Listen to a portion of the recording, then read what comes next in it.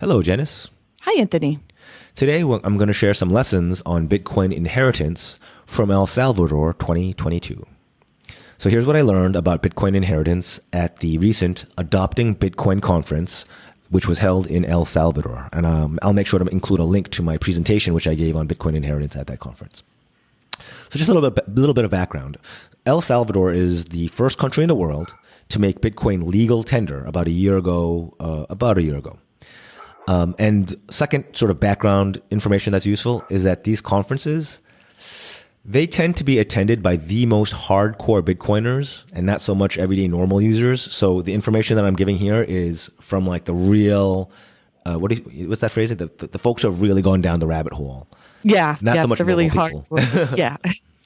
Okay, so again, El Salvador, first country in the world where Bitcoin is legal tender, and it was very interesting as a visitor, just paying for everything in Bitcoin, cabs, food, everything. Interesting. Yeah, it was very cool. And then yes, Wow. The conference feedback that I got was very interesting, but again, these are the super users, not the everyday users. Just keep that in mind, please. Okay, so the first thing to talk about, or the first sort of category of lessons to learn is, how does the Chivo wallet work for Bitcoin inheritance? So some background. When El Salvador launched Bitcoin as legal tender, that came along with a federal government sponsored, I guess, or created and maintained software wallet that you have on your phone called Chivo.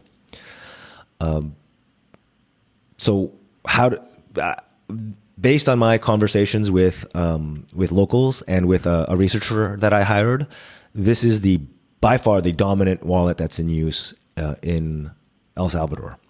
This is not like the US or Europe or other parts of the world where it's kind of all over the place, where there's probably at least a dozen, if not more, very popular wallets, hardware and software.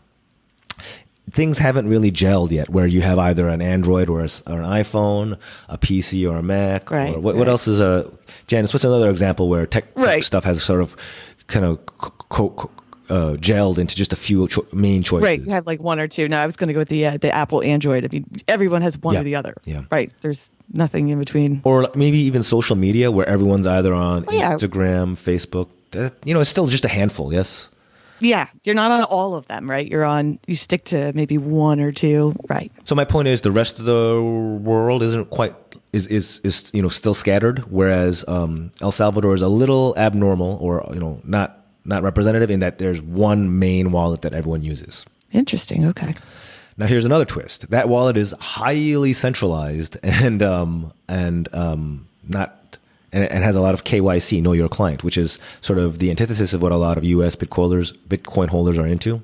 And what that means is that there's an entity that manages that wallet for you, presumably the federal government or the company sponsored by the federal government. The pro of that is that you can actually name beneficiaries on the wallet, just like a life insurance policy or a IRA or something like that. Or if you pass away, your heirs theoretically can just call up customer service, and they would do the process just like a bank account, where they would submit death certificate, the equivalent of letters testamentary, and a claim form, and then the Bitcoin would be transferred to the heirs' Chivo wallet. All right. In theory. Sounds. Yeah. So those are the pros of what is otherwise considered a drawback of having a highly centralized wallet. And when I say centralized and that it's been KYC'd, you can't get this wallet unless it's linked to your national ID number.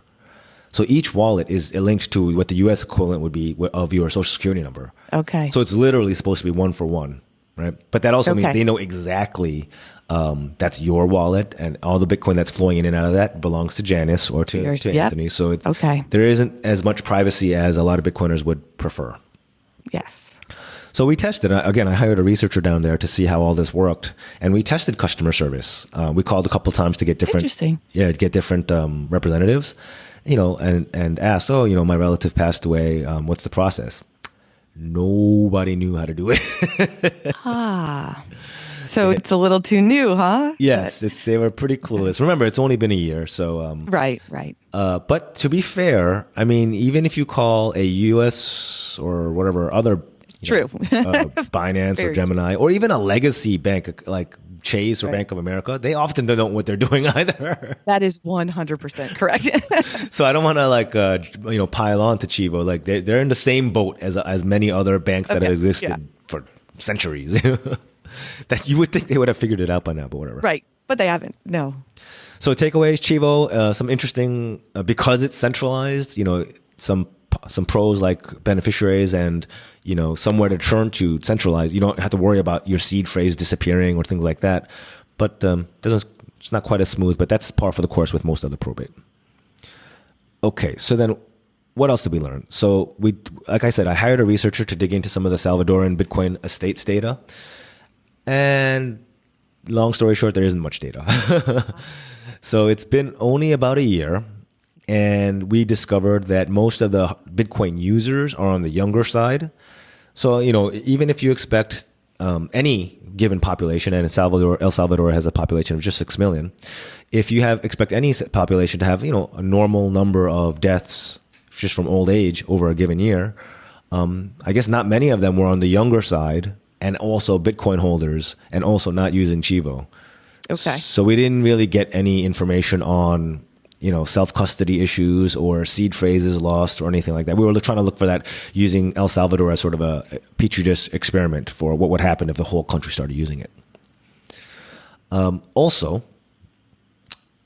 recently, Chivo enabled a new feature where you can link your Bitcoin wallet to your legacy bank account. Like it's a direct link, because it doesn't matter. You're all on your national ID number anyway, so there's no privacy here whatsoever. No, none. Yeah. But the benefit of that is the point is to try to minimize volatility. So okay, look, if I pay my Uber driver $10 for my drive in Bitcoin, and he doesn't want to bear the risk of Bitcoin going up or down, because he has to feed his family or whatever, right? Right.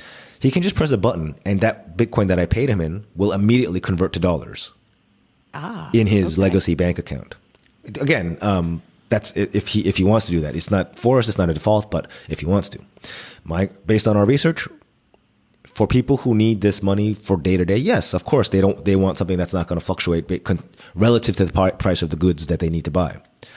So the point is, and we haven't, this was a recent development. I'll be happy to look into this again next year, as some time has passed. But if users are using Bitcoin more as a payment rails, kind of like a Venmo or a PayPal, but then are immediately converting everything to dollars, there may not be very many probate issues with regard to Bitcoin specifically if everything is later on turned to dollars. And if Bitcoin not leaving it there. Yeah, Bitcoin might just be the Venmo system. Does that make sense? Yeah, it does. Yes. Okay. Because they're not stacking it and keeping it as maybe like an investment. They're just converting it to the cash. That makes sense. I mean, some do, but for their, if you're a driver, you need that money to, pay for your gas, pay, and you don't want to see it wildly going up and down, right. Right. So cool. That was interesting to learn though. Yeah. Wow. And they are definitely adjusting. That was an adjustment that they made in response to to citizens saying, expressing their fears about volatility and so forth. So lastly, okay, aside from this native Salvadorians, what did I learn from the conference? I learned that Bitcoiners are thinking about inheritance a lot. So I was actually surprised at how well attended my speech or my workshop was. It was standing room only, and there were people sitting on the floor. It was packed.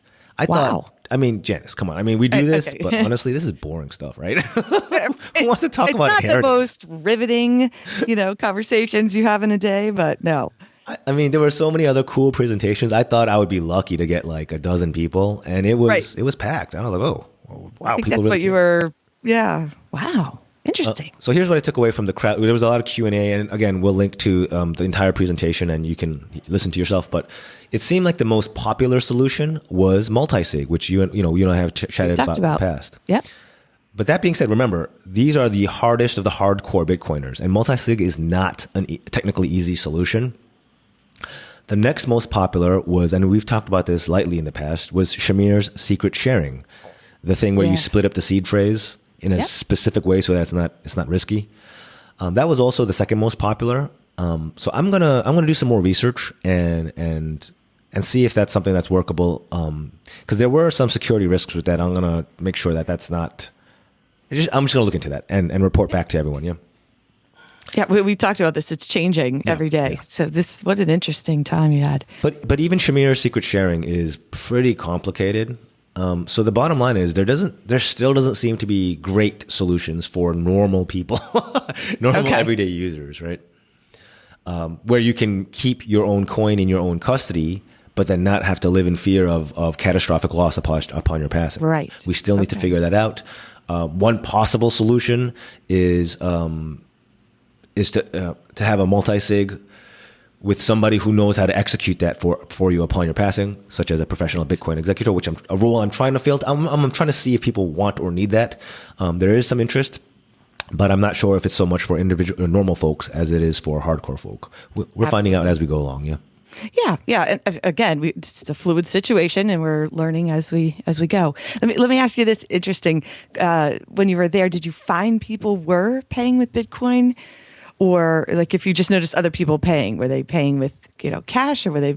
No. Bluntly, it was all the Bitcoin tourists who were paying with Bitcoin. Okay, and interesting. And the vendors were sometimes reluctantly, sometimes like you'd have to fight to pay with it. Really? Okay. Like one cabbie said, "I accept Bitcoin." Okay, cool.